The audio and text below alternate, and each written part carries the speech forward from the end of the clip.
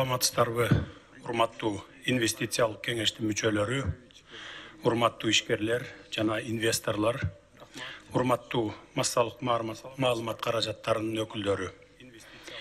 Ушул кыйын кезде мамлекеттин жүгүн көтөргөн адам катары сиздер менен жолугушуу мен үчүн өтө маанилүү. Кыргыз Республикасынын өкмөтүнө караштуу бизнести өнүктүрүү жана инвестициялар боюнча кеңештин отурумун өткөрүү учурдун талабы. Экономикада инвестициянын ролу өзгөчө мааниге ээ. Стабилдүү экономика бизнестин туруктуу жана ачык иштеши өлкөбүздүн жаркын келечегинин ачкычы. Тагыраак айтканда, инвестиция социалдык экономикалык өнүгүүлөргө негиз болот. Өлкөгө жаңы технологияларды алып келүү менен заманбап башкаруучулук тажрыйбаны камсыз кылат. Жаңы жумуш орундарын түзөт. Инвестициялар аймактардын өнүгүүсүнө өбөлгө түзөт. Өлкөнүн экспорттук кубаттуулугун жогорулатат. Учурда мамлекетибиз масштабтуу өзгөрүүлөрдүн алдында турат. Ошондуктан инвесторлорду, ишкерлерди, айрыкча чакан жана орто бизнести колдоо, алардын мыйзамдуу укуктарын жана мүлкүн коргоо максатында аткарыла турган иштерге токтолсом. Биринчиден, өзүңүздөр билгендей, бул аптада мен расмий түрдө экономикалык мунапыс жарыяладым. Мунапыска өз ыктыяры менен катышкандарга берген убадалар аткарылат. Экинчиден, ишкерлерге карата мыйзамсыз аракеттер токтотулат. Бүгүнкү күндүн башкы милдети ишкерлерди колдоо, коргоо жана инвесторлордун ишенимин кайтаруу. Үчүнчүдөн, бюджеттин тартыштыгы 28 миллиард сом менен кабыл алынган, бирок мага келген маалыматтар боюнча реалдуу картина андан да жаман экенин көрсөттү. Жакынкы арада бюджетибиз боюнча туура жана реалдуу чыныгы маалыматтарды ачыкка чыгарабыз. Ачык айтсам, жагдайыбыз жакшы эмес. Ошондуктан учурдагы ишкерлер боюнча иштердин актуалдуулугун карап, бардык мамлекеттик органдардын жетекчилерине бир катар тапшырмаларды берем. Мамлекеттик жана жергиликтүү органдар тарабынан түзүлгөн ашыкча бюрократиялык тоскоолдуктар кескин азайтылсын. Атайлап жасалган создуктуруулар кыскартылсын. Мамлекеттик кызмат көрсөтүүлөр бизнес үчүн оптималдаштырылсын. Ал үчүн салык кодексине өзгөртүүлөр жана башка укуктук ченемдик актылар боюнча документтердин пакети даярдалсын. Керекпи жаңы редакцияда кабыл алалы. Салык жаатында зарыл болгон бардык реформалар толук ишке ашырылсын. Бизнести жүргүзүү боюнча эрежелерди жөнөкөйлөштүргүлө. Экспортерлорду колдоо боюнча конкреттүү механизмдерди киргизгиле. Жылдын аягына чейин орто жана чакан ишканаларга жеңилдетилген түрдө насыялоону кайра жандандыргыла. Мында бир дагы коррупциялык схемага жол берилбесин. Бажы жана фискалдык органдардын ишиндеги ар кандай өзгөрүүлөр тууралуу бизнеске өз убагында жана токтоосуз маалыматтарды берип тургула. Бажы тармагындагы коррупциялык схемалардын баарын ачыкка чыгаргыла. Бюджеттин кирешесин көбөйткүлө. Бажы системасына тез аранын ичинде автоматташтырылган программалык системаны ишке киргизгиле. Тең атаандаштыкты жок кылган контрабандалык товарлар чек араларда катуу көзөмөлгө алынсын. Банктык жана салыктык сырлардын, персоналдык маалыматтардын сырдуулугу катуу камсыз болсун.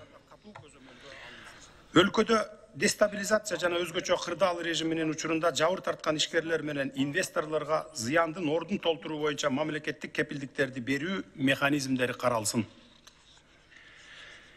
Менчикти коргоо жана менчик ээлеринин укуктарынын кол тийбестиги боюнча мыйзамдык ченемдер күчөтүлсүн. Тышкы иштер жаатында Кыргыз Республикасына укуктук мамлекет катары эл аралык деңгээлдеги ишенимди калыбына келтирүү максатында ырааттуу саясат жүргүзүлсүн. Ал эми укук коргоо органдарына, анын ичинен башкы прокуратурага өзгөчө тапшырмаларды берем. Биринчиден, ишкерлерге, инвесторлорго жана туристтерге эч качан тоскоолдуктар болбосун. Жетекчилик кызматтарга өз алдынча мыйзамсыз дайындоолорго, рейдерлик тартып алууга, жерлерди басып алууга, өндүрүш объектилерине санкциясы жок кирүүгө, менчиктин формасына карабастан мекемелерге, уюмдарга карата ар кандай мыйзамсыз аракеттерди жасоого жол берилбесин. Экономикалык кылмыштарды декриминалдаштыруу боюнча милдеттерди жана мүмкүнчүлүктөрдү карап чыккыла. Бизнестин ишине укук коргоо органдарынын негизделбеген кийлигишүүсү болбосун, жокко чыгарылсын. Башкысы ишкерлер, инвесторлор корголсун. Акыркы учурдагы бизнес чөйрөсүнө карата жасалган мыйзамсыз көрүнүштөргө өзүнчө токтолгум келет. Тилекке каршы, учурда өлкөбүздө жаралган кырдаалды пайдаланып, киреше алып келип жаткан жер үй, металл кен, терек сай сыяктуу инвестициялык ишканалардын мүлкүн бүлүндүрүп кетишти. Бул окуялар ансыз да 2020 жылдагы COVID-19 пандемиясынан зыян тарткан экономикабызды ого бетер оорлотту. Бирок биз элди туура түшүнүшүбүз керек. Аларды мыйзамсыз аракеттерге, жергиликтүү эл менен биргелешип иш алып барбагандык, аймактагы экономикалык маселелерде эл аралык талаптар сакталбагандык түрттү. Азыр эң башкысы ишканадагы иш процессин токтотпой тезинен ишке киргизүү зарыл болуп турат. Ушуну көзөмөлгө алыңыздар, тиешелүү мекемелер. Кырдаал жөнгө салынат. Бизге бир аз убакыт керек. Казылган кендердин бардыгын мамлекеттин пайдасына иштегендей кылабыз. Эки тарапка пайдалуу болгон келишимдер түзүлөт. Албетте биринчи орунга элдин кызыкчылыгы коюлат. Өлкөнүн президентинин милдетин аткаруучу адам катары мен бардык жарандарды, ишкерлер менен бизнесмендерге карата мыйзамсыз кыймыл аракеттерди жасабоого чакырам. Мен ар бир ишкерди жана ар бир инвесторду коргойм жана колдоймун. Урматтуу мекендештер, экономисттердин прогноздору боюнча экономиканын төмөндөшү 6%-ын тегерегинде болжолдонууда. Ошондуктан ар бирибиз экономикабызды көтөрүүгө жапатырмак жардам беришибиз керек деп ойлойм. Жылдын аягына чейин кырдаалды оңдоп, экономикалык активдүүлүктү жакшыртабыз деген ниеттемин. Биз бизнести криминал менен ыплас атка минерлерден коргойбуз. Ансыз бизде киреше болбойт.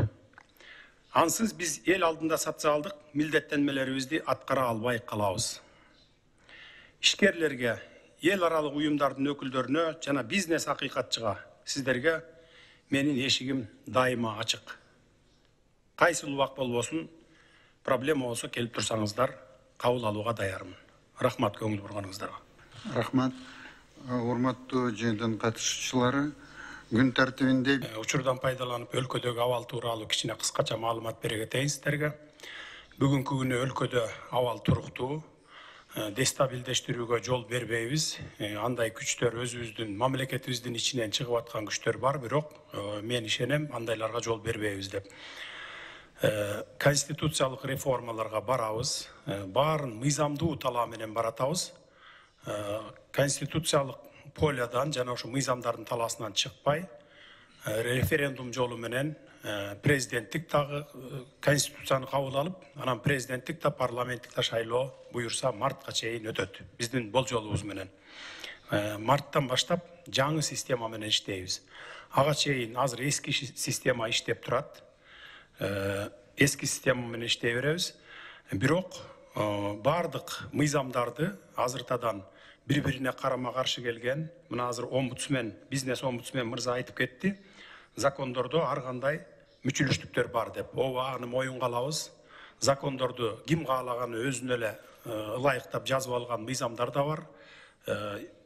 Предпринимательдерге, бизнесмендерге каршы келген дагы мыйзамдар бар. Биз мунун баарын 2 күндөн бери иштеп атат. Буйрук бердик, мыйзамдардын бардыгын калыбына келтирип, предпринимательдер менен бизнесмендерге шарт түзүп берүү боюнча буйрук бердик. Бул боюнча иштеп кетип атат. Буга бир 2 ай 3 ай убакыт керек болот. Бардыгын оңдоп беребиз. Мурда буга чейин келген инвесторлордон үлүш сурап, же болбосо келип иш баштала электе эле акча сураган фактылар абдан көп болгон экен. Ошон үчүн биздин өлкөгө баягы чоң ири бизнесмендер келбей качып аткан ошондон экен. Мына мага азыр инвесторлор көп келип атат. Ошондуктан аларга биз дайыма эшигибизди ачып беребиз. Керек болсо, эгерде мамлекеттин элдин кызыкчылыгындагы көздөгөн жакшы проектилер болсо бизнесмендерге, өкмөткө тиешелүү жерлер болсо, жерди бекер бергенге, салыктардан бошотконго дагы даярбыз. Мына мен сиздерге муну ишенимди айтып кете аламын. Анан эми калган мына суроолорду кенен кесир Артем Эдуардович менен калтырып кетемин азыр. Барын талкуулап, эгерде кандайдыр бир маселеңер болсо, курч маселелер болсо, маган келсеңиздер эшик ачык. Эгерде кимдир бирөө, мына мен азыр сиздердин көзүңүздөрчө тапшырма бердим баарына. Эгерде кайсы бир орган ушу инвесторлордон кыйнап, же болбосо ушу предпринимательдерди, бизнесмендерди кыйнай турган болсо, анда бизге ишеним телефондорду ачабыз. Ошол аркылуу кайрылсаңыздар болот. Купуялуулугу сакталат. Сиз маалыматтарды берсеңиздер чара көрөбүз. Инвесторсуз, предпринимательдер, бизнес коомчулугусуз, анан туристтер өлкөгө келбесе, анда эч качан мамлекет өнүкпөйт. Мына ушул 3 тармак менен мамлекет өнүгөт. Коррупция жок болсо, биз мамлекетти өнүктүрөбүз. Коррупцияны дагы түп тамыры менен жок кылганга, ушу биздин күч органдарына эле эмес, сиздердин бизнес ассоциациялардагы, предпринимательдердагы, инвесторлордагы бизге жардам беришиңиздер керек. Кайсыл тармакта коррупция болуп атса, ушундай параларды сурап атса, сиздер ачык, коркпостон айтып бизге жеткизип турушуңуздар керек. Мына ошондо сиздер чоң жардам берген болосуздар. Анда эмесе мага уруксат берсеңиздер, Артем Эдуардович алып барсын мындан ары. Урматтуу Садыр Нуркожеевич, кеңештин отурумуна катышып бергениңиз үчүн бизнес